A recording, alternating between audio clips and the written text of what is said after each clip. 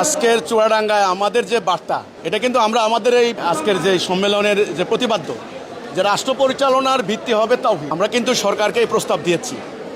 আমাদের কাজ কিন্তু চলমান এই যে প্রক্রিয়া, আমরা গত ইন্টারিমের টাইমেও কিন্তু এই কথাটা বলেছি যে এখন মুসলিম বিশ্বের অবস্থা কিন্তু ভালো না। আমরা নানানভাবে কিন্তু বিভক্ত হয়ে গেছি, তাই না? আর 57টা রাষ্ট্র আমাদের, এক এক রাষ্ট্রের এক এক সংবিধান, এক এক রাষ্ট্রের এক এক রাষ্ট্রীয় নীতি, বিভিন্ন রাজনৈতিক দলে বিভক্ত, কোনোটা ধর্মীয়, কোনোটা সেকুলার, কোনোটা বিভিন্ন। তো কাজেই আমরা কিন্তু দুর্বল হয়ে গেছি, আমাদের সম্পদ হারা হচ্ছি, বোমার আঘাতে আমরা শেষ হয়ে যাচ্ছি। কাজেই আগামী দিনের বাংলাদেশ কিন্তু বিশ্ব রাজনীতির ভরকেন্দ্র। বাংলাদেশ কিন্তু জিওপলিটিক্যালি কিন্তু খুব ইম্পর্টেন্ট প্লেস। এটাকে বলা হয় centre point, gravity of centre বা সেন্টার অফ গ্র্যাভিটি যাকে বলা হয়।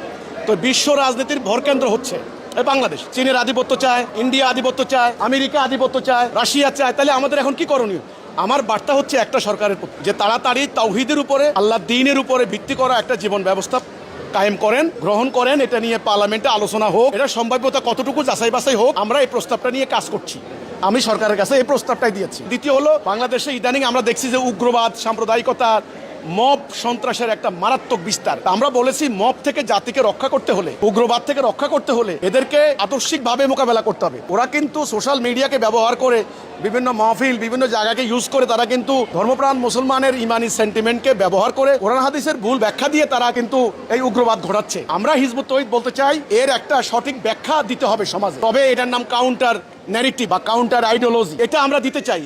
এই প্রস্তাব আমরা দিয়েছি আজকে চুয়াডাঙ্গার এই সম্মেলনে।